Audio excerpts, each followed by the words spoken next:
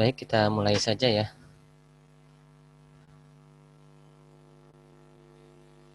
Bismillahirrahmanirrahim. Assalamualaikum warahmatullahi wabarakatuh. Waalaikumsalam warahmatullahi wabarakatuh. Innal hamdalillah nahmaduhu wa nasta'inuhu wa nastaghfiruh wa na'udzu billahi min syururi anfusina wa min sayyiati a'malina. Man yahdihillahu fala mudhillalah wa man yudlil fala hadiyalah. Asyhadu an la ilaha illallah wahdahu la syarikalah wa asyhadu anna Muhammadan abduhu wa rasuluh. Ya ayyuhalladzina amanu taqullaha haqqa tuqatih wa la tamutunna illa wa antum muslimun. Ya ayuhan nasu taqu rabbakumul ladzi khalaqakum min nafsin wahidah wa khalaqa minha zawjaha wa batha minhuma rijalan katsiran wa nisaa'a wattaqullaha alladzi tasaaluna bihi wal arham innallaha kana 'alaikum raqiba. Ya ayyuhalladzina amanu taqullaha wa qulu qawlan sadida yuslih lakum a'malakum wa yaghfir lakum dzunubakum wa may yuti'illaha wa rasulahu faqad faza fawzan 'azima. Amma ba'du fa in astaqal hadithi kitabullah wa khairal hadi hadi Muhammad sallallahu alaihi wasallam wa syarrul umuri muhdatsatuha wa kullu muhdatsatin bid'ah wa kullu bid'atin dhalalah wa kullu dhalalatin finnar. Para hadirin rahimakumullah, sahabat sekalian, para tim dari N Property Syariah. Alhamdulillah kita bersyukur pada Allah Subhanahu wa taala pada hari ini. Allah Subhanahu wa taala masih memberikan kepada kita kesempatan untuk hidup ya, dengan berbagai macam kenikmatan yang Allah berikan, yakni nikmat sehat, al-afiyah dan yang lainnya, sehingga pada hari ini kita diperjumpakan kembali di majelis pelatihan online Zoom ya, training fikih muamalah maliyah. Pada pekan sebelumnya kita sudah membahas salah satu akad yang sangat penting di bidang tamwil islami ya, pembiayaan atau permodalan Islam. Insya Allah sekarang kita akan lanjutkan kajian akad-akad kita ya, bitafsil dengan perincian, yakni masuk ke akad murabahah lil amir bisyira ya. Nah, 2 pertemuan sebelumnya kita sudah membahas instrumen-instrumen permodalan di dalam dunia bisnis properti syariah. Nah, itu secara umum. Nah, sekarang kita bahas secara rinci satu persatu akadnya, ya, kaidah-kaidah syariahnya, legal syariahnya seperti apa. Insya Allah mulai dirinci satu persatu per akad ya. Pekan yang lalu kita sudah bahas mudharabah. Insya Allah sekarang kita bahas murabahah lil amir bisyira. Sebagaimana yang telah kita pelajari di pertemuan awal-awal ya, di pendahuluan tentang fikih muamalah ya, introduction to fikih muamalah, kita sudah membahas jenis-jenis jual beli ya, jenis-jenis jual beli, di mana murabahah ini merupakan salah satu dari jenis jual beli amanah ya, jual beli murabahah termasuk dari jenis jual beli amanah ya, sesuai dengan namanya yakni jual beli amanah.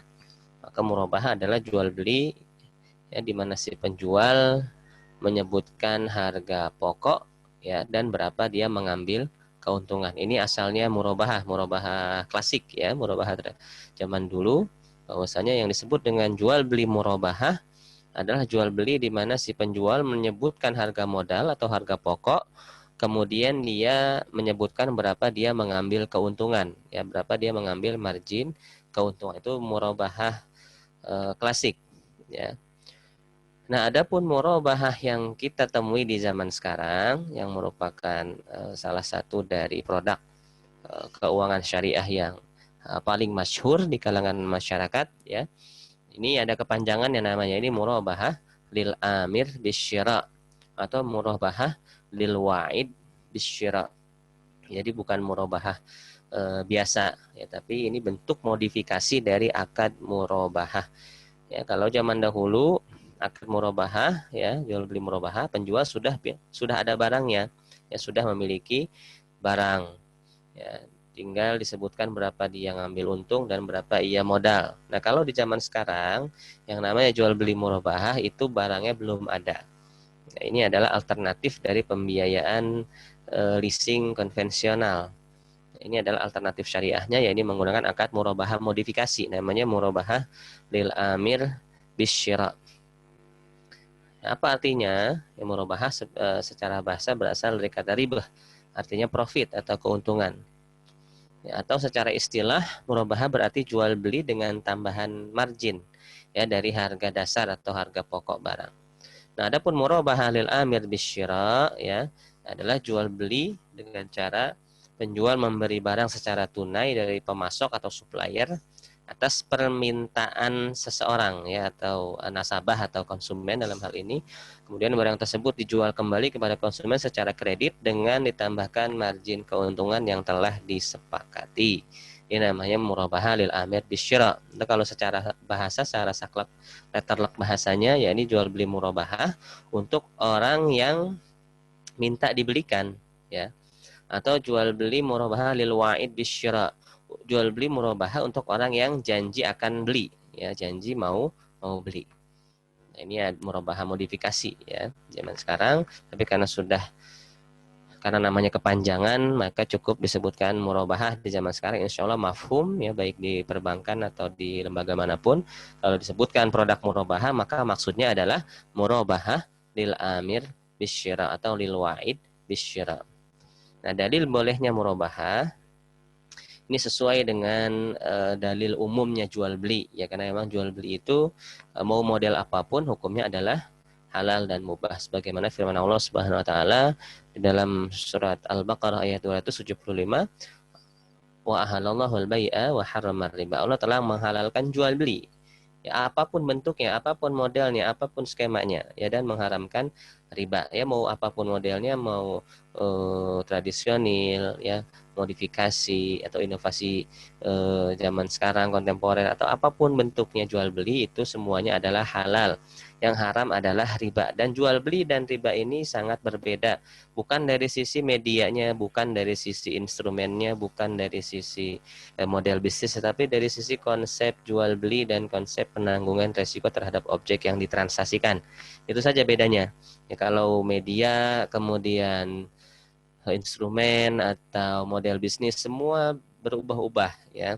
Berubah-ubah dari zaman ke zaman. Adapun yang membedakan antara jual beli dengan riba adalah dari sisi penanggungan resiko terhadap objek yang ditransaksikan. Nah, ini bedanya antara jual beli dengan riba. Nah, syarat-syarat umum akad murabahah lil amir bisyara. Nah, sebelum ke sana ya, saya ingin menegaskan bahwasanya apa pentingnya bagi teman-teman sekalian dari tim properti ya mengetahui akad murabahah lil amir bisyara. Ini untuk menjawab konsumen-konsumen yang cerdas atau yang melek syariah ya bahasanya ya.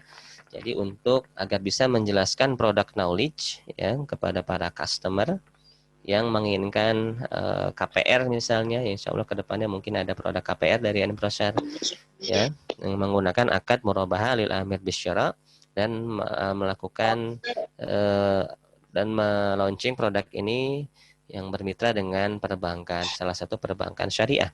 Nah, maka bagi para tim marketing terutama yang berada di frontliner ya, ini harus mengetahui produk knowledge, diantaranya produk akad murabahah, untuk menjawab apa-apa yang nanti mungkin akan ditanyakan oleh konsumen, dan juga untuk meyakinkan konsumen apakah skema yang kita tawarkan ini benar-benar syar'i atau tidak. Nah, ini sangat penting sekali. Karena itu dimaksimalkan pertemuan hari ini, difahami, dan jika ada yang kurang paham atau bingung nanti ya kita bahas di sesi tanya jawab. Nah, sekarang syarat-syarat umum akad murabahah lil amir bisyara ini secara umum saja ya, yang mudah difahami. Nanti rincinya kita bahas standar legal syariah murabahah. Yang pertama, sifat atau spesifikasi barang harus ditentukan secara secara rinci ya.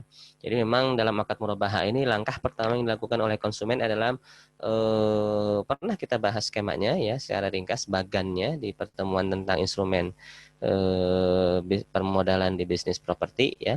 Ya, ini skema murabahah. Ya, ini tahapan pertama memang konsumen harus bisa mendeskripsikan produk yang ia inginkan. Karena memang si penjual asalnya belum memiliki barang. Jadi menjelaskan sifat atau spesifikasi barang ya secara rinci kepada penjual murabahah, atau dalam hal ini murabahah kontemporer ini berarti si penjual adalah pihak finance ya atau bank. Pihak finance atau bank. Baik itu koperasi, bank, leasing atau yang lainnya. Ya. Nah, ini konsumen berhubungan dengan mereka. Yang kedua, harga awal barang, harga pokok harus diketahui oleh pembeli. Pembeli kedua ini memang rukunnya murabahah ya. Karena yang namanya murabahah harus ada penyebutan harga pokok, harga awal. Kemudian margin keuntungan juga harus diketahui.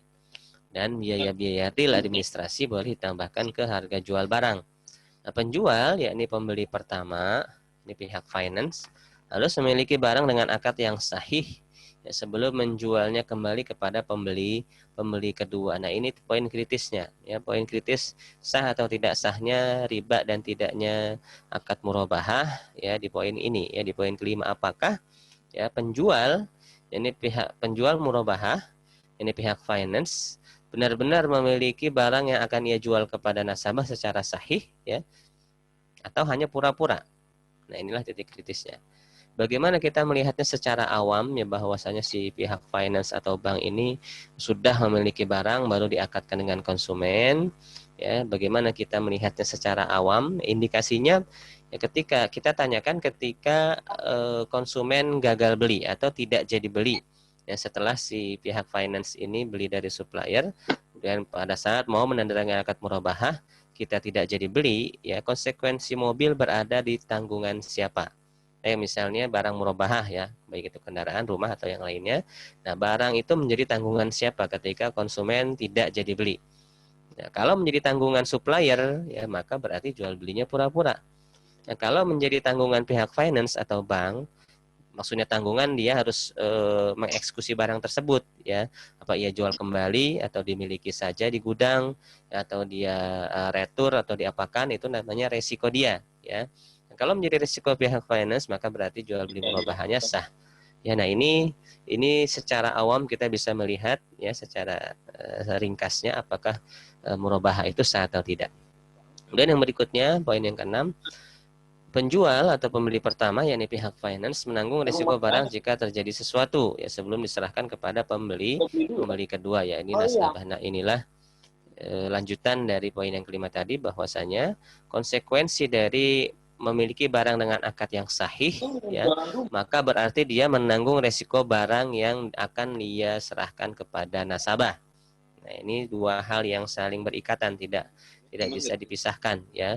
Bahwasanya kalau dikatakan memiliki, maka dia berarti menanggung risiko objek tersebut ya.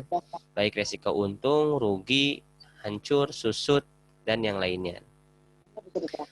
Nah, kemudian yang berikutnya, poin yang ketujuh, pembeli kedua yakni nasabah boleh membayar secara tunai, tempo atau kredit. Itu aturan umum, syarat-syarat umum akad murabahah lil amir bisyara. Sebetulnya kalau teman-teman sekalian paham 7 poin ini sudah bisa mencukupi untuk menjawab pertanyaan-pertanyaan konsumen atau calon buyer terkait akad murabahah ya. Sebagai introducing ya, sebagai pendahuluan. Nah, akad murabahah itu sudah insya Allah mencukupi pertanyaan konsumen. Adapun jika ada konsumen yang kritis, yang lebih rinci mengecek apakah murabahah yang kita lakukan sah atau tidak, maka kita bahas ya ketentuan umum akad murabahah lil amir bisyara sesuai dengan standar syariah internasional AAOIV.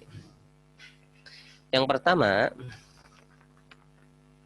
nah ini di awal-awal sudah menjadi titik kritis juga ya. Nasabah boleh menerima penawaran harga barang baik ditujukan atas namanya secara khusus atau penawaran yang bersifat umum ya, di mana penawaran tersebut bersifat panduan dan bukan berarti akad jual. Lebih baik penawaran tersebut ditujukan atas nama lembaga keuangan ya sampai batas waktu tertentu. Maka jika muncul jawaban dari lembaga keuangan dengan menerima penawaran tersebut, maka secara otomatis dianggap sebagai akad jual beli ya antara lembaga keuangan dengan penjual pertama, yakni supplier. Dalam hal ini misalnya kalau produknya rumah adalah developer. Nah ini ya, jadi nasabah yang nanti akan diprospek oleh para marketing itu sifatnya adalah panduan, belum boleh ada dealing ya, belum boleh ada deal unit ya, apalagi blok ya, apalagi harga ya. Jadi semua sifatnya hanya penawaran ya, belum ada agreement ya, belum ada persetujuan. Jadi kalau ada nasabah atau konsumen yang mau beli rumah ya, secara KPR, maka apa yang dikabarkan oleh marketing itu sifatnya adalah hanya penawaran yang bersifat umum. Belum boleh ada penawaran yang bersifat spesifik ya. Misalnya konsumen setuju dengan unit tertentu ya, atau nggak boleh sekedar lihat-lihat, melihat brosur, gambaran harga cash ya, gambaran atau proyeksi harga kredit seperti apa itu boleh. Yang penting belum boleh ada deal. Apa itu deal? Karena ketika agreement ya, konsumen artinya menyetujui spesifikasi dan harga yang telah diajukan oleh marketing. Maka ini berarti sudah terjadi akad jual beli, dan ini nggak boleh ya. Tidak boleh ada persetujuan dulu atau keep unit ya. Keep unit antara nasabah konsumen dengan marketing. Ini belum boleh kalau dia ingin melakukan KPR ya, ingin melakukan KPR. Tapi hanya penawaran yang bersifat umum saja. Apalagi bayar booking fee nggak boleh ya, bayar booking fee ya, DP belum boleh. Kalau dia ingin melakukan KPR perbankan. Kemudian yang kedua, apabila nasabah telah menjawab untuk menerima tawaran yang ditujukan kepada secara khusus dari pemasok atau penawaran umum, maka dalam kondisi ini lembaga keuangan tidak boleh melakukan proses murabahah dengan nasabah. Nah ini ya. Jadi approvalnya nasabah di-approve atau tidak oleh perbankan syariah ya. Maka kalau sudah terjadi agreement antara nasabah dengan marketing, apalagi sudah booking fee atau sudah bayar DP, maka bank tidak boleh meng-approve ya, tidak boleh meng-ACC pembiayaan KPR-nya ya, karena ini nanti sudah terjadi akad jual beli antara konsumen dengan developer. Maka kalau bank masuk di sana, yang terjadi hanyalah pemberian dana talangan ya. Jadi nggak boleh ada agreement apapun, apalagi ada booking fee dan yang lainnya kepada pihak marketing atau developer. Semua harus dilakukan satu pintu melalui pihak perbankan. Yang ketiga, andai kata sudah terlanjur ya, maka wajib membatalkan hubungan akad apapun yang telah lalu yang terjadi antara nasabah dengan penjual barang ya, sesungguhnya atau supplier. Dan disyaratkan pembatalan akad ini dari kedua belah pihak ya, secara hakiki dan bukan pembatalan pura-pura. Jadi kalau nasabah sudah terlanjur booking fee, apalagi sudah terlanjur keep unit, maka dilakukan refund terlebih dahulu ya, refund ya, dana nasabah ya, tidak ada agreement apa-apa, baru bisa di-approve oleh pihak perbankan. Kemudian poin yang keempat, tidak boleh melakukan proses murabahah dengan cara pembayaran tidak tunai terhadap objek emas ya, perak dan mata uang. Kenapa? Ya. Kenapa hal ini tidak boleh? Ada yang bisa memberikan jawaban? Ini muamalah dasar. Kenapa tidak boleh kita murabahah terhadap objek emas, perak dan mata uang? Ya, silakan. Ustaz, Siapa ini? Fahrul, Ustaz. Silakan, Mas Jadi Fahrul. kalau emas kan itu komoditi riba, jadi harus tunai, Ustaz. Sedangkan murabahah? Murabahah boleh kredit, boleh jatuh tempo. Iya, betul sekali ya. Jazakallahu khair, Mas Fahrul ya, atas jawabannya. Jadi betul, murabahah emas, perak dan mata uang ini tidak boleh karena emas dan perak merupakan komoditi riba ya, komoditi riba, dan komoditi riba ada persyaratan pertukarannya, yakni harus tunai ya, dan apa namanya, sama jumlahnya kalau sama-sama uang ya, tapi kalau uang dengan emas syaratnya hanya tunai saja. Tidak mungkin ya, tidak mungkin melakukan objek murabahah terhadap emas karena emas disyaratkan tunai, tidak boleh kredit. Kemudian poin yang berikutnya, la yajuzu tajdid al-murabahah ala nafsi sil'ah. Tidak boleh melakukan murabahah kedua atau remurabahah pada barang yang sama. Ini maksudnya refinancing ya, refinancing pada objek murabahah, maka ini tidak boleh.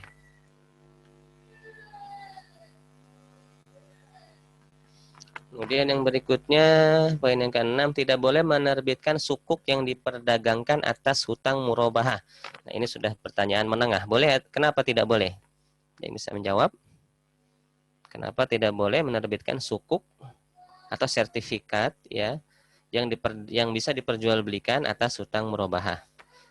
Karena kalau sertifikat deposito mudharabah boleh ya. Kalau sertifikat mudharabah bisa diperjualbelikan dan bisa diagunkan. Ya, tapi kalau sertifikat murabahah ya maka ini tidak boleh. Nah, ini kaitannya nanti dengan pihak perbankan ya atau pihak finance atau ada di sebagian developer juga yang melakukannya ya, yakni yang mengoper ya atau menjual proyek yang sudah laku ya. Jadi proyek yang sudah laku misalnya sudah 90% ini dijual ke pihak ketiga dengan harapan mendapatkan cash ya, mendapatkan cash atas proyek tersebut.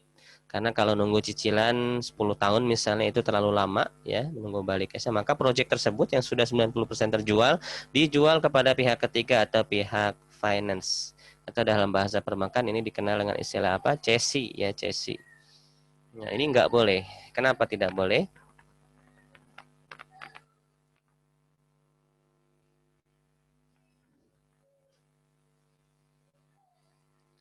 Ada yang bisa memberikan jawaban?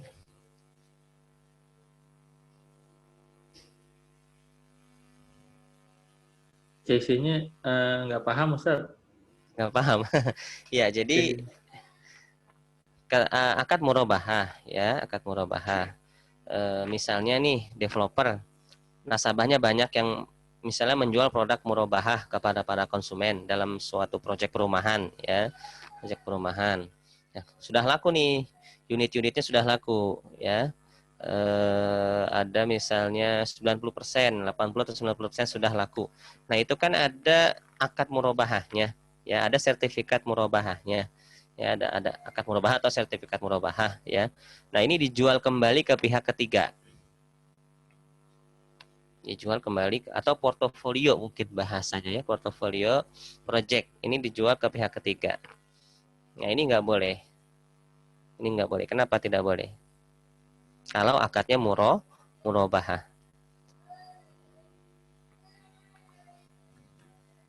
Kebayang nggak soalnya?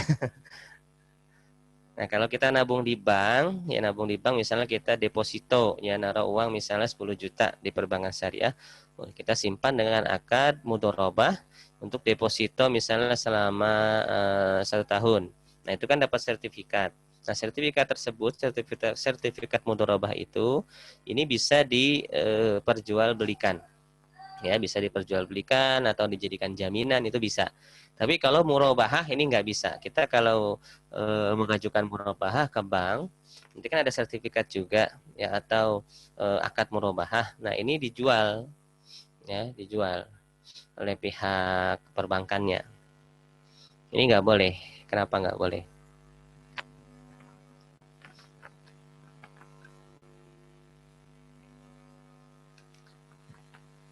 Atau nggak kebayang produknya? Produknya nggak kebayang.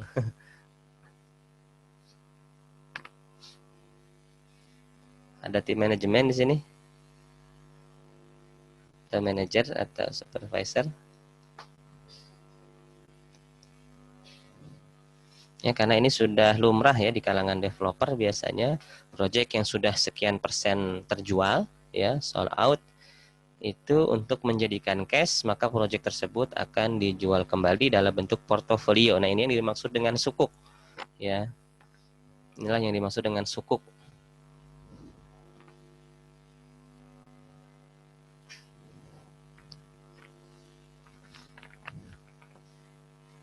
Halo?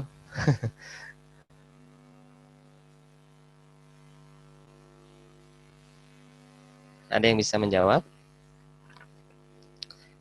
Atau ada yang belum paham soalnya? Paham semua? Diam semua. Ini Halo penting Ustadz. ini. Ya, nanti di kontrak pasti ada ini. Ya, gimana? Eh, masih agak bingung ya, tapi saya coba Ah, jawab ya. iya, silakan. Mungkin kalau mudaroba ada apa jaminan mungkin ya, jadi masih bisa ada nilai tambah dibandingkan jual beli murabahannya. Kurang tepat ya, Kurang tapi syukran atas Siap, siap, mana siap. keberaniannya. Ya, ada yang lain? Nggak apa-apa, yang jadi kalau salah nanti keingetan, Baik. jadi hafal. Ada yang bisa mencoba lagi? Ini konsep halal haram ini ya dalam akad murabahah. Nanti kalau bikin kontrak perbankan pasti ketemu ini. Hmm.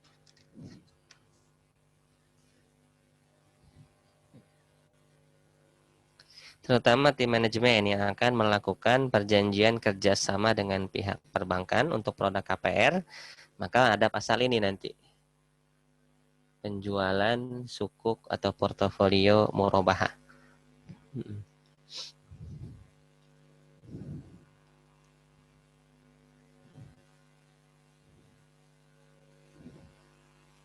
Kira-kira kenapa nggak boleh? Nah, cara analisanya gini. Kalau tidak boleh, berarti ada delik keharaman. Ya, ada delik keharaman. Nah, keharaman itu ada 3 kemungkinan. Ada keharaman riba, ada keharaman goror, ada keharaman zolim. Nah, riba itu muncul dari 2 pintu. Pintu hutang piutang atau pintu pertukaran komoditi riba. Nah, adapun goror itu adalah ketidakjelasan objek yang ditransaksikan. Adapun zolim, maka ini adalah ada salah satu pihak yang bertransaksi yang dirugikan atau dihilangkan haknya. Tebak dari ketiga keharaman itu. Ya, lihat objeknya. Ketika akad murabahah ada ketidakjelasan barang yang ditransaksikan nggak?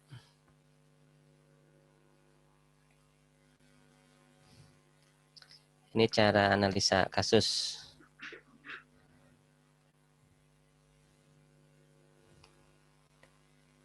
Nyerah? Coba siapa?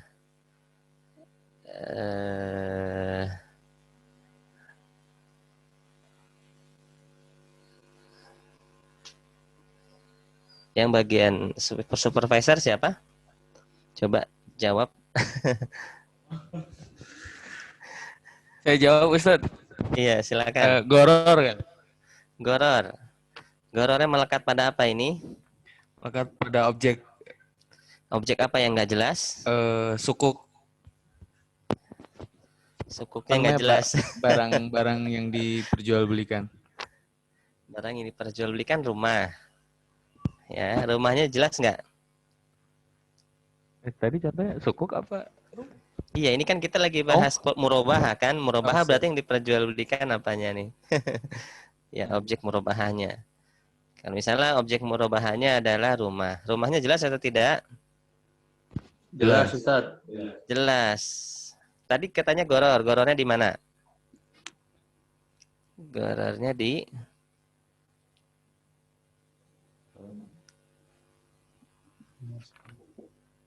Kalau Ustaz, kalau ya. zolim itu hak hiarnya bisa diaktifin, Ustaz. Kenapa? Kalau misalkan zolim, hak hiarnya boleh diaktifin maksudnya. Iya, kalau zalim bisa menuntut nasabah. Iya.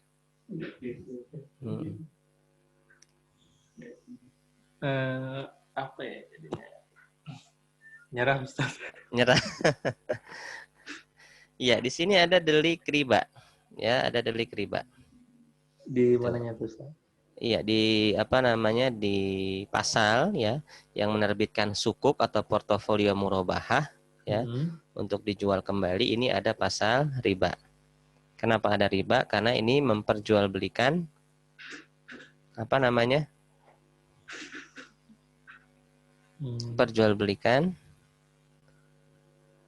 Misalnya developer nih, misalnya perumahan ABCD sudah laku 80%, ya, sudah closing, sudah ada yang beli.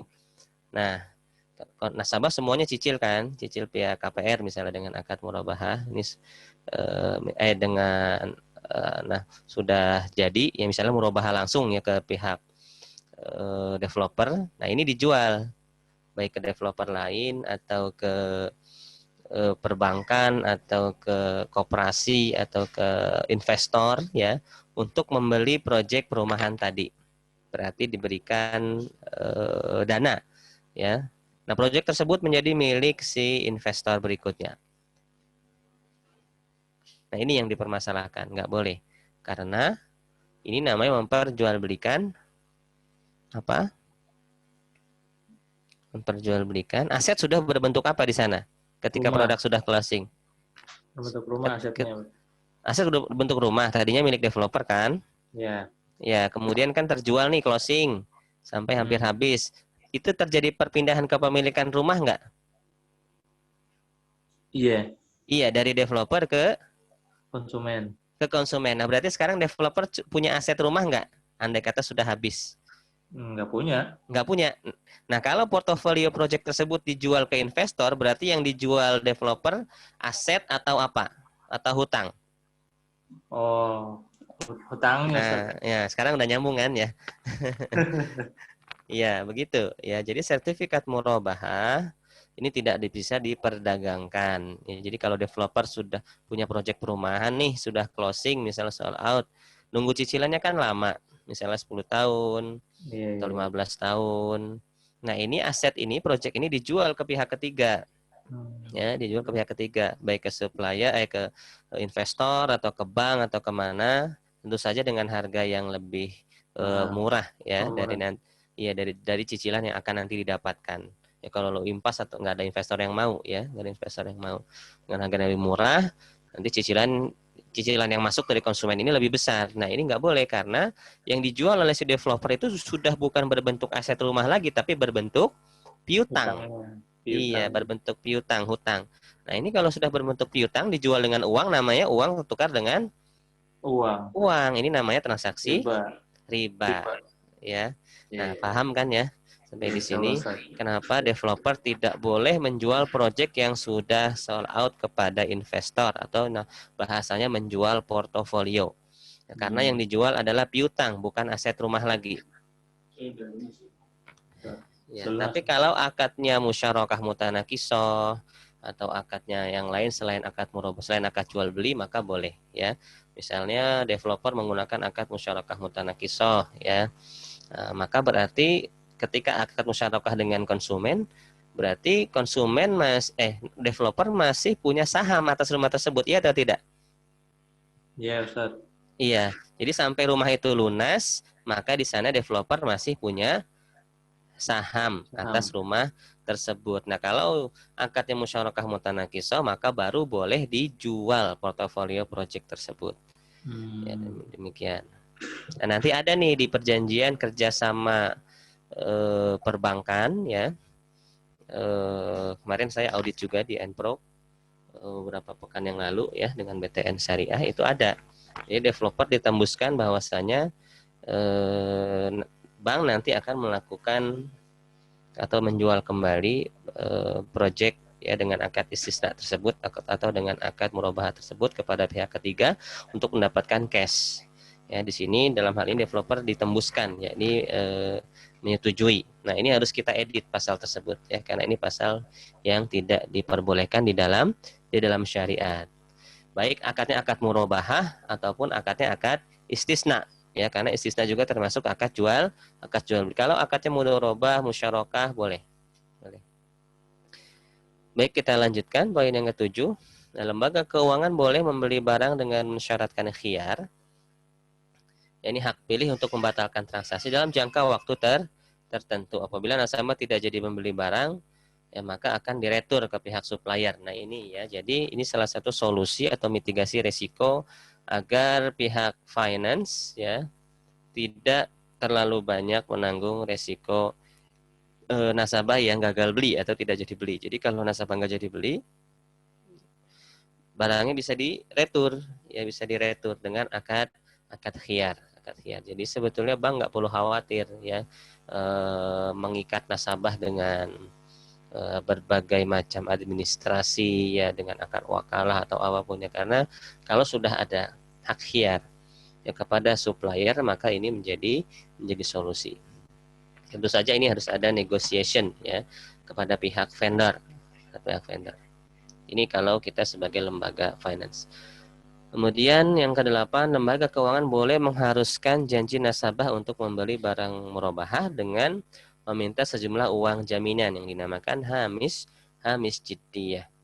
Ya, di sini ketika pihak finance belum membeli objek murabahah, maka belum boleh ada agreement apapun, belum boleh ada DP, belum boleh ada kesepakatan cicilan, harga jual dan yang lainnya belum boleh. Yang dibolehkan adalah uang jaminan saja ya untuk mengikat konsumen agar tidak lari ya, uang jaminan. Uang jaminan ini konsekuensinya tidak boleh dipakai ya. Gunanya hanya untuk jaminan. Jadi kalau nanti nasabah nggak jadi beli dan kita harus menjual kembali objek murabahah ke pihak lain dan harganya turun, nah maka selisih antara harga jual seharusnya dengan turunnya harga karena pembatalan konsumen, inilah yang dipotong dari dana jaminan tersebut. Ya. Ini tentang uang jaminan. Uang jaminan berbeda dengan DP. Kalau DP berpindah milik. Ya, kalau ditanya apa beda antara uang jaminan dengan uang DP? Kalau DP itu berpindah kepemilikan, ya dari konsumen ke penjual. Dan uang DP-nya boleh dieksekusi sesuka si penjual. Dan boleh tidak dikembalikan. Itu kalau DP. Nah, adapun uang jaminan, maka ini wajib nanti dikembalikan kepada konsumen dan statusnya adalah dana amanah yang tidak boleh dieksekusi atau dipakai dulu oleh pihak penjual. Itu bedanya antara uang jaminan dengan DP. Ya, mungkin nanti ada nasabah yang nanya ya, apa bedanya uang jaminan dengan DP.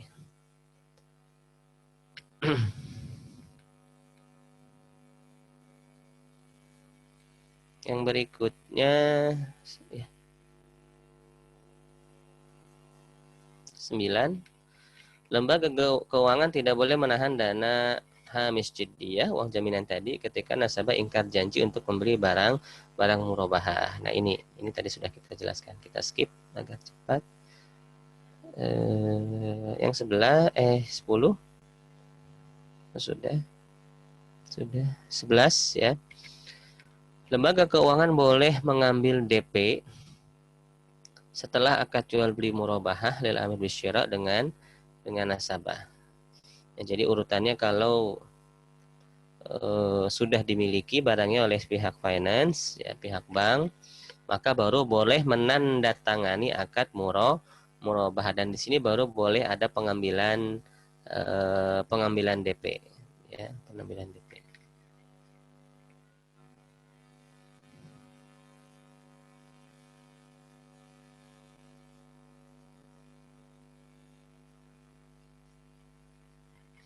Poin yang ke-12, ini haram bagi lembaga keuangan menjual barang dengan akad murabahah sebelum memilikinya.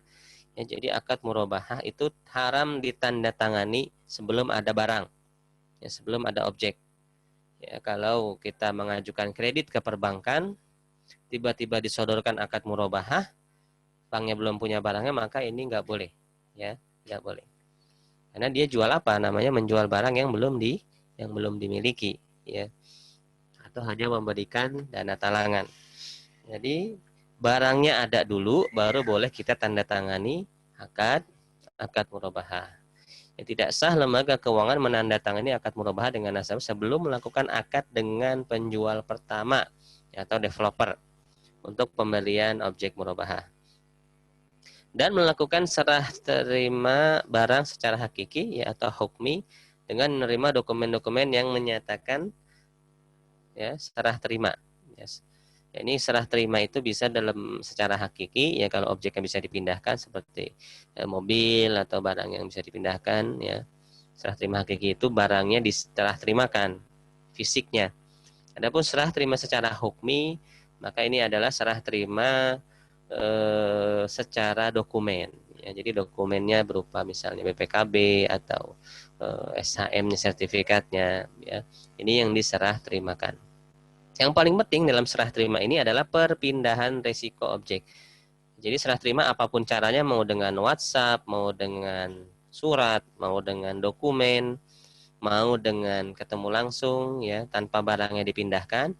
Ini dengan melihat, ya, memberikan ta'yin, ya, atau memberikan tanda, ya, kepada objek yang akan kita beli. Misalnya kita mau beli mobil dengan akad murabahah. Nah, serah terima ya, antara misalnya showroom dengan pihak finance, ya, cukup dengan serah terima dokumen atau misalnya penandaan terhadap item mobil yang ingin dibeli, atau bisa dengan nomor-nomor kode-kode yang spesifik seperti nomor mesin, ya, nomor mesin, atau kalau rumah mungkin unit di blok, ya, blok berapanya. Ini sudah penyebutan tersebut dalam akad jual beli, ya, sudah merupakan perpindahan resiko, ya, misalnya meskipun barangnya secara hakiki tidak dipindahkan. Karena ketika terjadi bencana, ya, maka yang menanggung sudah berpindah. Contoh misalnya kita beli murabahah mobil kepada bank. Nah, banknya hanya menunjuk di showroom misalnya nomor mesin mobil sekian, ya, nomor mesin mobil sekian. Sudah ditransfer oleh pihak bank pembiayaannya, ya, bayar uangnya, kemudian esok harinya misalnya atau siang harinya mau melaksanakan akad murabahah kepada konsumen. Ternyata, ya, 1 jam setelah uang ditransfer dan ditunjuk unit, ya, yang dibeli oleh pihak finance atau bank, terjadi bencana. Ya, terjadi bencana, dan qadarullah yang rusak adalah mobil yang sudah ditunjuk nomor mesinnya oleh pihak bank. Nah, maka dalam hal ini pihak bank menanggung resiko barang tersebut. Nah, ini penunjukan item ini sudah bisa disebut sebagai serah terima secara hukmi. Poin yang ke-14, pada dasarnya lembaga keuangan membeli barang sendiri secara langsung dari penjual, dan boleh pembelian tersebut dengan mengutus perwakilan atau dengan akad wakalah, ya, lain selain nasabah murabahah. Nah, ini standar dunianya begini, ya. Jadi akad wakalah murabahah itu boleh dilakukan, yang penting perwakilannya bukan nasabah. Tapi kalau di Indonesia ini, di standar Indonesia, ya, justru di sebagian bank syariah ini menjadi SOP, ya. Tidak menjadikan nasabah sebagai wakil kecuali ketika ada hajat yang memaksa, ya. Jadi penggunaan nasabah sebagai wakalah beli dan serah terima ini dilakukan ketika ada hajat memaksa. Ini legal dunianya, tapi kalau di Indonesia, legal di SNMUI, ini masih boleh dijadikan SOP. Dari sini menunjukkan, ya, di dasar inilah saya menilai bahwasanya standar dunia itu lebih kredibel, ya, lebih kredibel dan lebih aman, ya, ketimbang legal nasional. Sama seperti orang mungkin lebih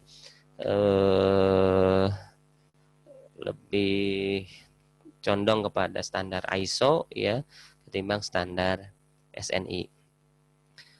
Dan nasabah yang dijadikan wakil lembaga keuangan tidak langsung menjual barang untuk dirinya sendiri, ya, akan tetapi dijual oleh lembaga keuangan setelah barang dimiliki terlebih dahulu. Nah, ketika nasabah dijadikan sebagai wakil lembaga keuangan untuk membeli barang langsung dari supplier misalnya, nah, ini biasanya begini kalau di Bank Syariah Indonesia, ini jadi SOP, diperhatikan. Ya, jadi bank itu nggak ada urusan sama developer, yang disuruh bolak-balik itu nasabah. Nasabah yang mengajukan, nanti uang diserahkan ke nasabah suruh beli sendiri ke pihak developer. Itu yang terjadi di lapangan.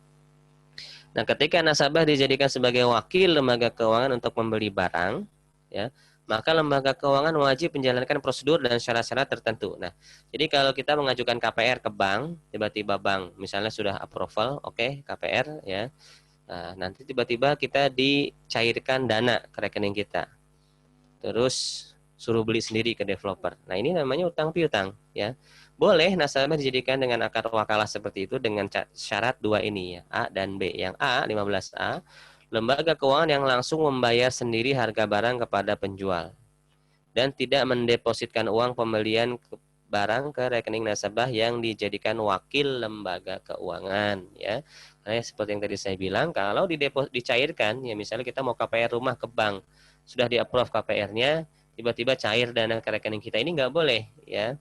Ini seperti hutang piutang konvensional, ya, tidak boleh. Tapi lembaga keuanganlah yang langsung mentransfer ke pihak developer ini, syaratnya.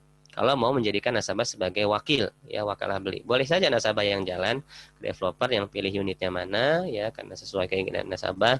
Tapi nanti yang transfer dari bank. Kemudian yang kedua, syaratnya lembaga keuangan sendiri yang menerima bukti dokumen untuk memastikan jual beli yang hakiki, ya.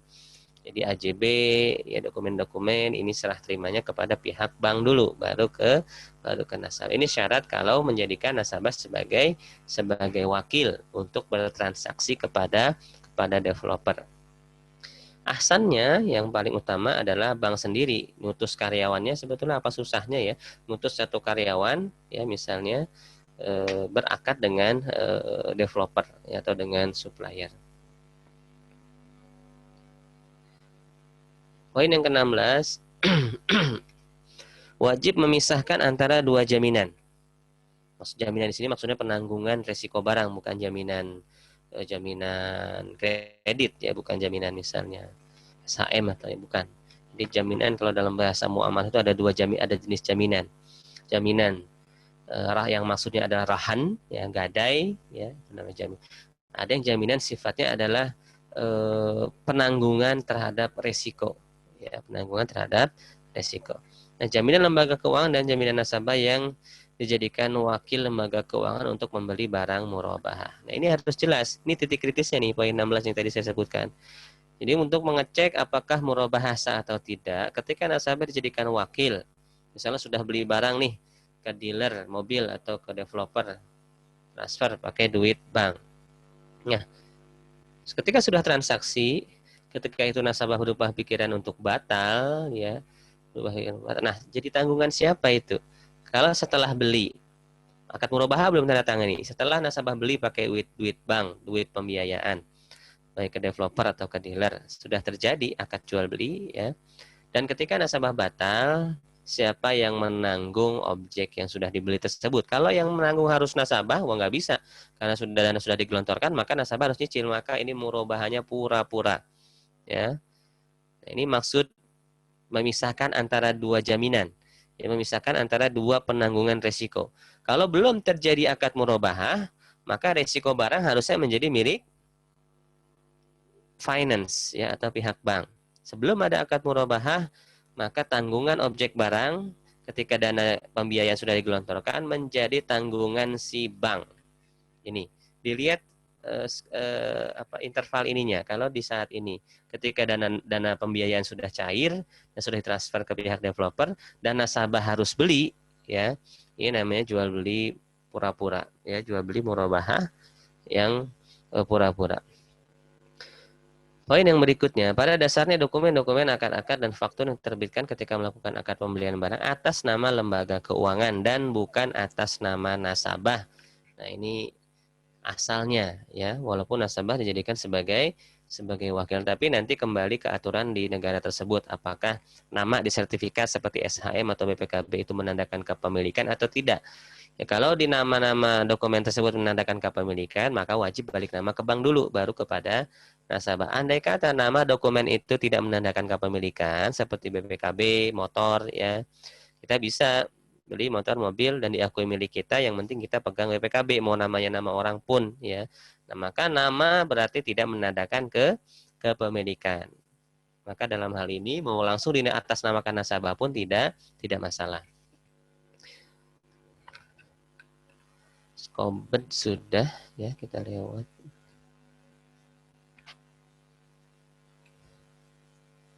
Skobet sudah kita jelaskan.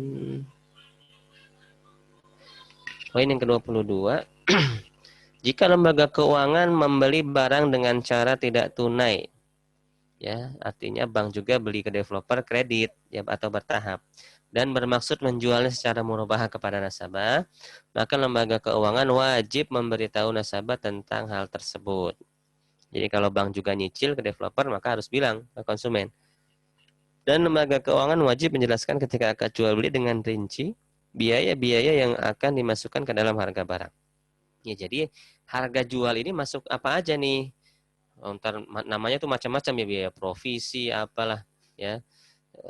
Ini biayanya apa saja, dan itu harus ada timbal baliknya. Kalau ada biaya tanpa timbal balik, di situ ada unsur kezaliman, administrasi, provisi, ya apa biaya itu maksudnya apa? Ya itu harus dijelaskan kepada konsumen setiap rinci biaya-biaya yang dimasukkan ke dalam harga barang. Adapun jika biaya-biaya tersebut tidak dijelaskan, maka lembaga keuangan tidak boleh memasukkannya ke dalam harga barang kecuali biaya-biaya yang berdasarkan kebiasaan sudah biasa dimasukkan seperti biaya transport, storage, penyimpanan, dokumen ekspor, asuransi, dan yang lainnya. Kalau yang sudah lumrah, maka tidak perlu dijelaskan, tidak apa-apa. Tapi nasabah terkadang nggak ngerti istilah-istilah provisi, istilah administrasi macam-macam, nah itu harus dijelaskan. Kemudian yang ke-23, keuntungan dalam akad murabahah lil amir bisyira wajib diketahui secara rinci. Ya, ini rukun murabahah. Ya, rukunnya dia harus, atau syarat sah murabahah ya, ini harus diketahui pokoknya dan harus diketahui margin. Berapa pihak finance mengambil keuntungan dari pihak developer ya. Tidak cukup sebatas menjelaskan total harga pokok. Kemudian yang ke-24, lembaga keuangan harus ya meminta kepada nasabah jaminan-jaminan yang disyariatkan di dalam akad jual beli. Ya, kan ini sifatnya anjuran sebagaimana firman Allah Subhanahu wa taala dalam surah Al-Baqarah ayat 283, "Wa in kuntum 'ala safarin wa lam tajidu katiban farihanum maqbudah." Kalau kamu bertransaksi tidak tunai dalam keadaan safar ya, dan tidak mendapati seorang notaris ya, maka hendaknya adalah ada barang jaminan yang diserah terimakan. Jadi sifatnya jaminan adalah anjuran ya, tidak wajib. Tapi kalau di perbankan ini diharuskan adanya jaminan biasanya. Tapi beberapa perbankan tidak menggunakan jaminan dalam akad murabahah ya, kecuali jaminan pada akad kerjasama bisnis, pembiayaan modal kerja, itu biasanya ada jaminan. Tapi kalau murabahah yang konsumtif biasanya tidak ada jaminan. Kalau murabahah produktif biasanya ada ya, tergantung kebijakan bank masing-masing. Nah, lembaga keuangan dalam legal syariah ini harus meminta kepada nasabah jaminan-jaminan yang disyariatkan. Di antaranya dengan cara mendapat penjamin ya, garantor atau rahan barang gadai berupa sertifikat deposito investasi ya, atau rahan berupa harta apapun, tanah, rumah, mobil, yang lainnya yang bisa dijaminkan ya. Atau rahan berupa barang yang dibeli dijadikan sebagai barang gadai. Nah ini ya, biasanya kalau konsumen beli KPR atau mobil ya, ini memang tidak diminta jaminan apa-apa, tapi yang dijaminkan adalah sertifikat barang yang kita kredit tersebut ya, BPKB atau SHM-nya yang dijaminkan, yang bersifat kepercayaan tanpa penahanan barang gadai. Karena ada pihak yang mengatakan bahwasanya wah nggak boleh barang yang diperjualbelikan dijadikan sebagai jaminan.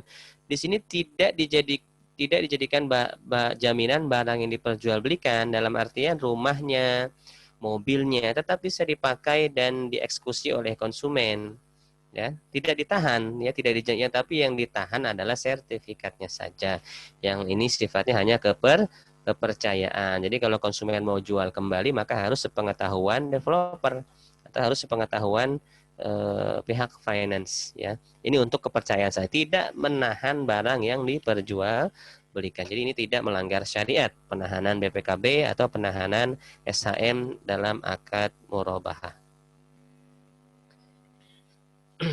Kemudian tidak boleh menunda waktu jatuh tempo pembayaran hutang dengan imbalan pertambahan nilai hutang atau rescheduling.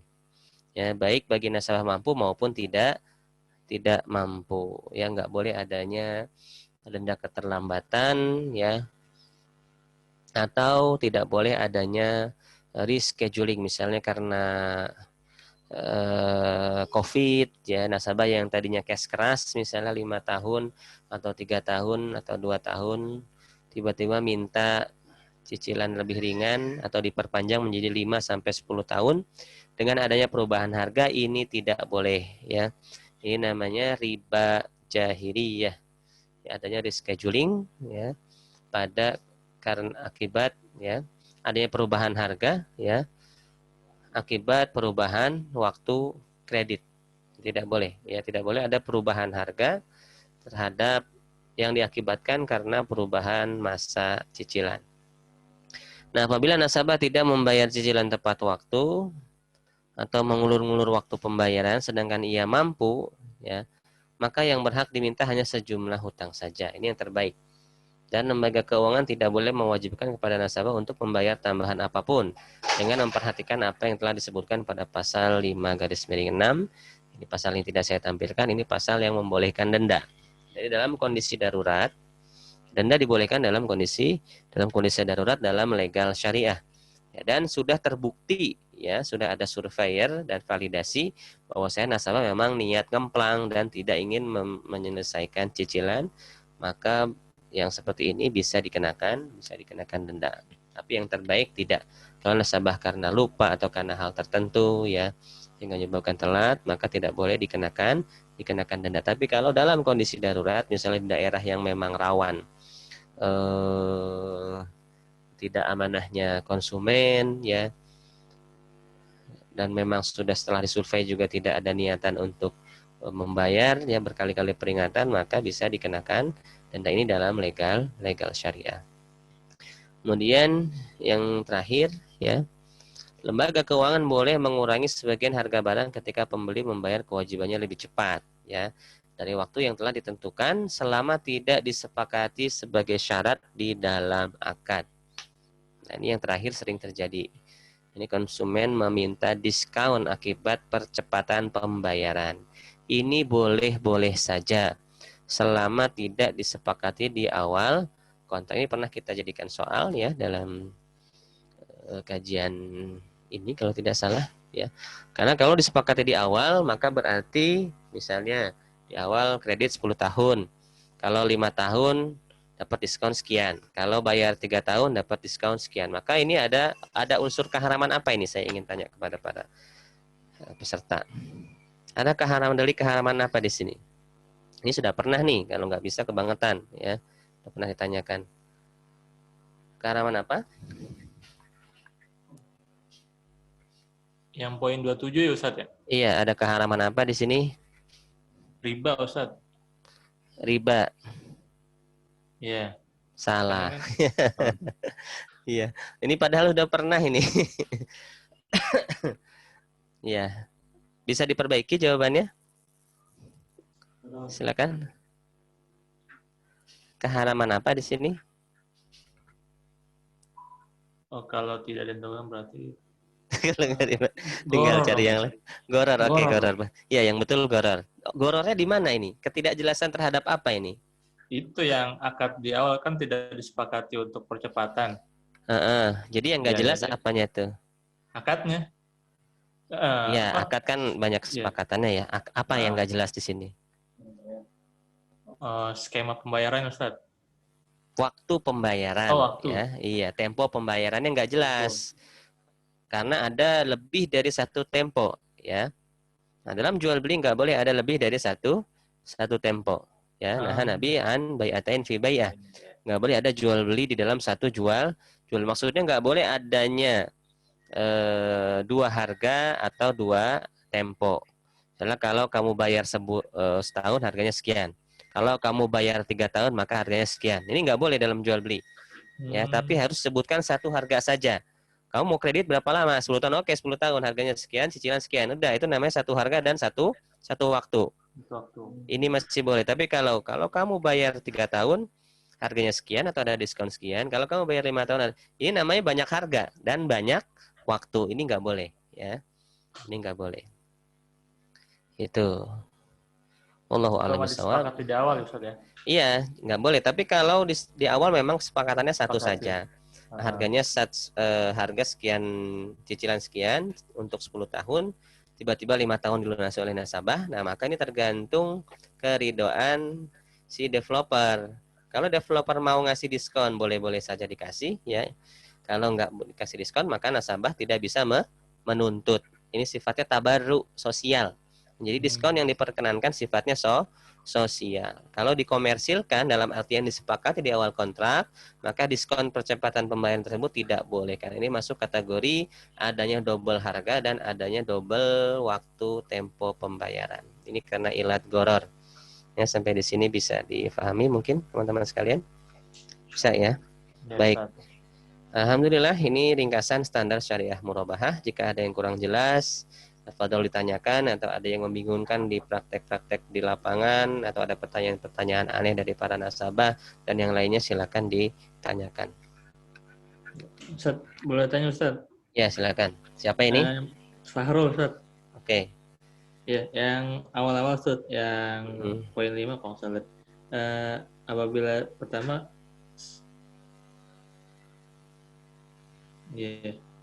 bukan yang akad yang sahih Ustaz. Itu poin berapa? Akad yang sahih. Apabila si finance itu nggak punya akad yang sahih kepada si supplier, terus misalnya akadnya cuma baru setengah gitu misalkan. Terus tiba-tiba dia jualan, ada transaksi ke customer. Nah itu si suppliernya menanggung dosa nggak Ustaz? Maksudnya setengah itu?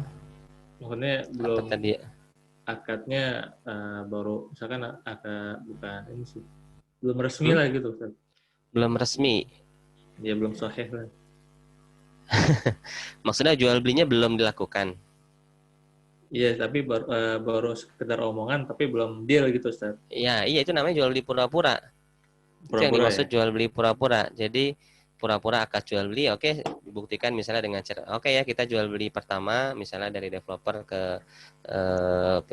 finance ke developer, ya, dia akad jual beli, misalnya ada dokumennya, ya, meskipun ada dokumennya, karena ada seperti ini ya, developer melakukan akad jual beli pertama dengan pihak bank, misalnya dengan bank syariah, ada kontrak jual belinya, tapi ini namanya kontrak bawah tangan, misalnya kontrak bawah tangan, bukan kontrak secara legal di notaris, bukan, ya. Jadi kontrak bawah tangan, ada akadnya. Nah, setelah akad langsung tanda tangan akad murabahah ke nasabah. Ini namanya jual beli pura-pura, ya. Bagaimana melihat pura-puranya? Nah, setelah ada kontrak jual beli, ya meskipun dengan dokumen antara developer dengan pihak bank, tiba-tiba konsumen batal. Ya, barang rumah itu jadi tanggungan siapa? Tanggungan si finance bank. Nah, kalau ya yang sah itu jadi tanggungan si bank, ya.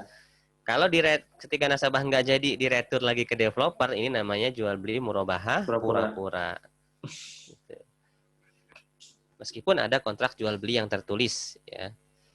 Atau apalagi ya via lisan, lebih parah lagi pura-puranya. Tanya pertanyaan lain Ustaz ya? Iya, silakan. Ya. Kalau misalkan akadnya udah sahih, udah deal semua, udah oke, terus udah deal sama si bank sama pembeli, udah deal nih, lagi akad kan, lagi transaksi, oke. Terus pada saat akad itu si bank menyertakan ada asuransi itu Ustaz. Itu boleh nggak Ustaz? Apa suppliernya kena dosa juga nggak Ustaz? Ya. Asuransi di dalam produk murabahah di perbankan syariah kita akan disodorkan dua opsi. Ya. Ada opsi asuransi syariah, ada opsi asuransi konven. Nah, andai kata yang kita pilih asuransi konven karena misalnya tuntutan kantor, karena gaji kita pakai misalnya BUMN, dan asuransi provider asuransi pun harus disyaratkan BUMN, ya. Nah, maka Bank Syariah sudah ready itu draft penandatanganan asuransi untuk konven. Ini pun hakikatnya masih dibolehkan. Kenapa? Karena asuransi di sana melekat pada akad pokok atau akad pengikut. Misalkan pengikut, Ustaz. Akad pengikut, ya kan? Akad pokoknya apa kalau kita misalnya kredit murabahah?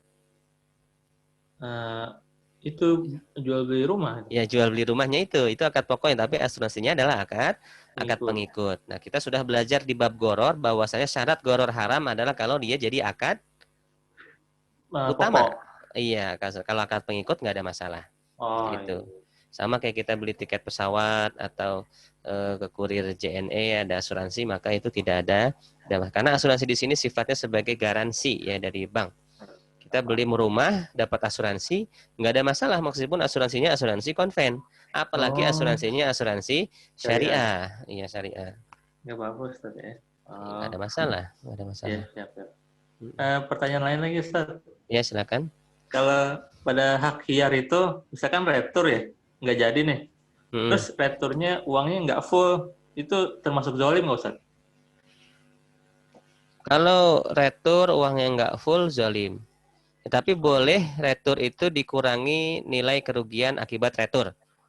Ya, misalnya karena ada retur, supplier ngejual lagi ke orang jadi lebih murah. Nah, selisih antara harga jual ke kita dengan harga yang lebih murah ke orang lain itu boleh dipotong.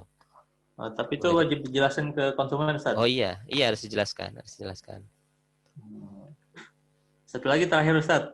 Iya, silakan. Kalau misalkan yang poin 24 itu ada jaminan. Nah, jaminan ke konsumennya itu harus dengan harga atau nilai yang sama atau gimana, Ustaz? Iya, biasanya lebih. Ya, kalau jaminan biasanya lebih mahal kalau di bank.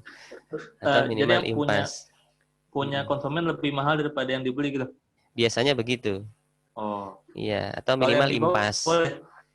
Kalau produk murabahah ini biasanya yang dijaminkan jarang sih ya. Kalau murabahah konsumtif ya. Untuk murabahah konsumtif seperti rumah, mobil dan barang yang produk rumah yang lain, perumahan yang lainnya itu biasanya yang nggak pakai jaminan-jaminan lain, tapi sertifikat yang dijaminkan kayak BPKB, SHM itu yang dijaminkan. Tapi kalau developer mau murabahah tanah untuk akuisisi lahan misalnya, ini biasanya ada jaminan lain, aset lain, itu baru ada untuk murabahah produktif. Tapi kalau kita konsumen nggak ada jaminan-jaminan seperti itu. Berarti kalau beli tanah jaminan motor nggak boleh, Ustaz ya? Nggak bisa, nggak mungkin. Silakan ya. Ustaz, cukup Ustaz. Oke. Oke, yang lainnya mungkin ada yang mau ditanyakan? Jadi nanti ketemu customer nggak ada lagi gagap menjelaskan akad murabahah ya kepada konsumen, dan bisa membedakan mana murabahah yang syar'i, mana murabahah yang haram.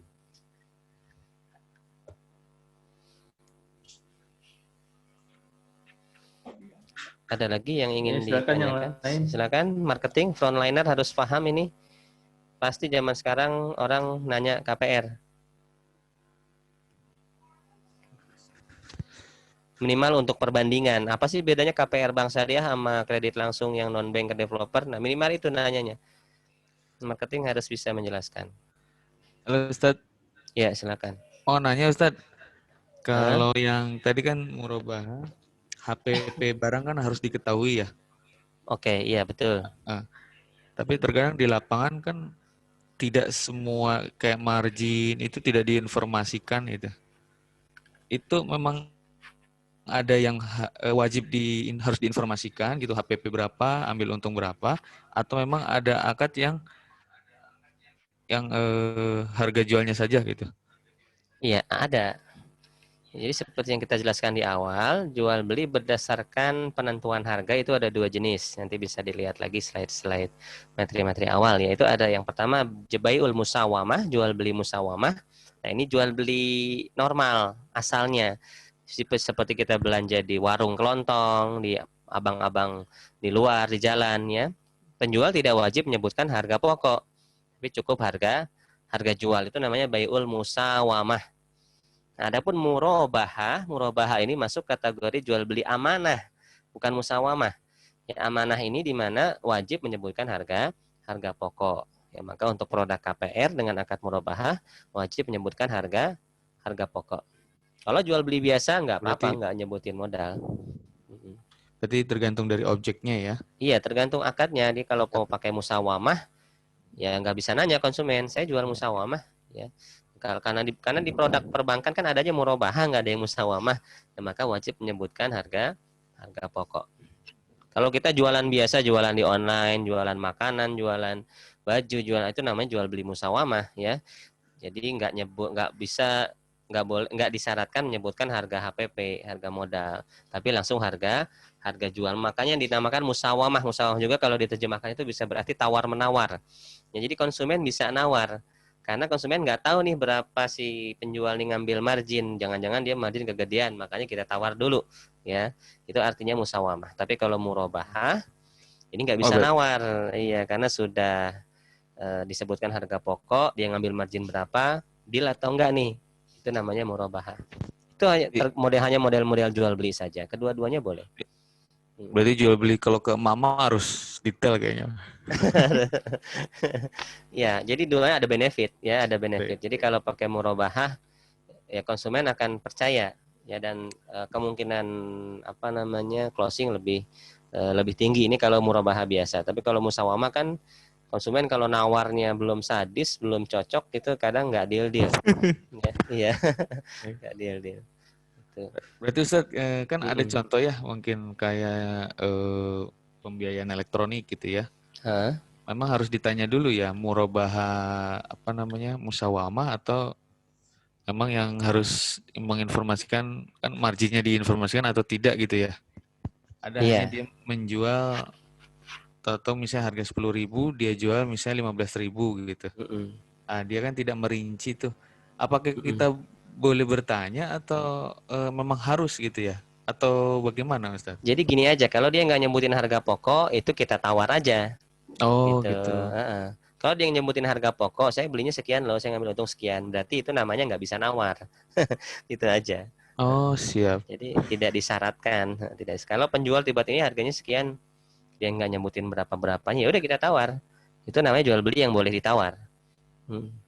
Oh baik, paham. Ya. Karena memang ada yang begitu tuh Ustaz, misalnya kita beli kredit handphone, tapi nggak gitu nyebutin pokok ya. Kredit. Iya. Ada. Oh itu bisa ditawar ya? Masih bisa boleh saja ya? secara syariah sah saja ditawar, karena dia nggak nyebutin berapa pokok, maka boleh kita tawar. Baik Ustaz, siap. Syukran Ustaz. Iya, Afwan. Ada yang lainnya? Cukup Ustaz. Iya, silakan. Cukup Ustaz. Oh cukup. Baik, kalau dirasa cukup, alhamdulillah. Saya anggap Ustaz, teman-teman boleh satu lagi Ustaz, tapi di luar tema. Oke, nggak apa-apa. Boleh. Nah, ini ada kolega atau kerabat gitu ya, bertanya terkait bank syariah dan konven ya. Kalau di konven kan kita bekerja jelas ya, asal usulnya mungkin bunga, denda dan sebagainya riba ya. Kalau di konven nggak boleh, mutlak nggak boleh. Mutlak ya. Kalau di syariah kan karena seandainya hasilnya itu kan ada mudarobah ya. Betul. Dan pembiayaannya juga sekarang harus syar'i gitu ya, sesuai dengan aturan syariahnya. Itu masih diperbolehkan tidak Ustadz atau bagaimana? Boleh, iya boleh. Pada prinsipnya kita kerja di bank syariah selama kerja memang tidak melihat adanya penyimpangan ya. Kalau sudah melihat penyimpangan ya wajib keluar.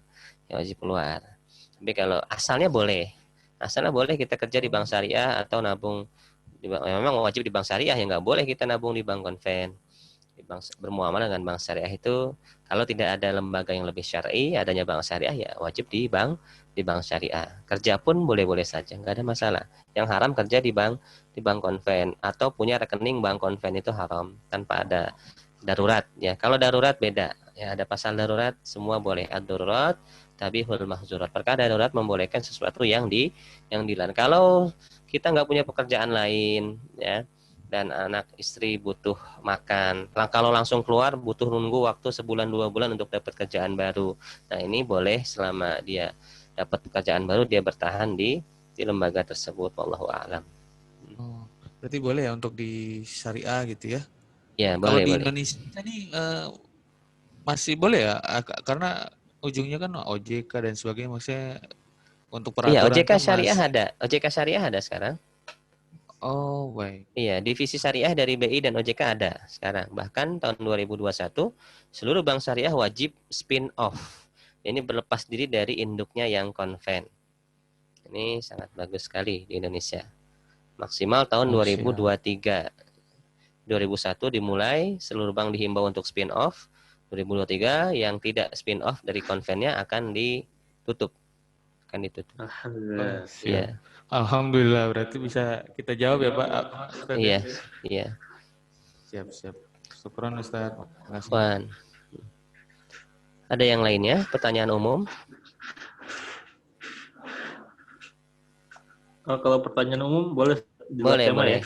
Iya, boleh. Kalau Itu hukum giveaway itu gimana Ustadz ya? Giveaway, Misalkan, iya, hadiah kan? iya. Boleh-boleh saja, nggak ada masalah. Oh, misalnya di giveaway, dia ngasih saldo deposit ke misalkan kayak GoPay, boleh Ustadz uangnya buat Boleh, dipakai sama kita? boleh, nggak ada masalah. Oh, nggak apa-apa ya? Nggak ada masalah. Iya, ini kadang ada gitu. Iya, udah cukup Ustadz. Iya. Giveaway itu hibah, ya hibah. Mau Hibah, dari ya. produk apapun giveaway ya. Karena akadnya hibah, hibah itu masuk akad komersil atau sosial? Sosial. Sosial ya. Akad sosial mau ada goror atau ada apapun nggak ada masalah ya. Oh, Yang namanya dihibah nih, giveaway-nya produknya speknya nggak diketahui, pokoknya dapat giveaway aja.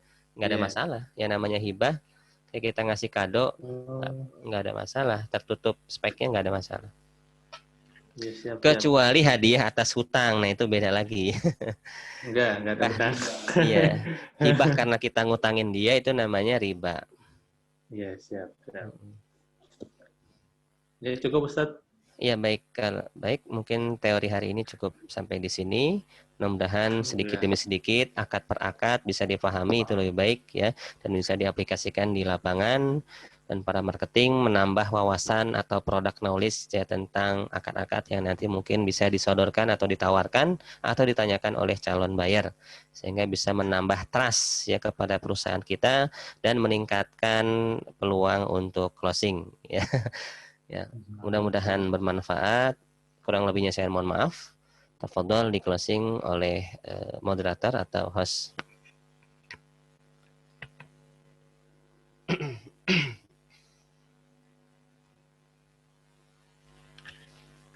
Baik, terima kasih Ustadz. Kita tutup ya. Iya. Terima kasih rekan-rekan yang sudah hadir di kajian online. Mudah-mudahan bermanfaat, juga bisa dipraktekkan di lapangan dan sehari-hari. Terima kasih Ustadz. Terima kasih teman-teman. Kita tutup dengan doa kafaratul majelis ya. Ya, subhanakallahumma wa bihamdika asyhadu an la ilaha illa anta astaghfiruka wa atubu ilaik. Assalamualaikum warahmatullahi wabarakatuh. Waalaikumsalam warahmatullahi wabarakatuh.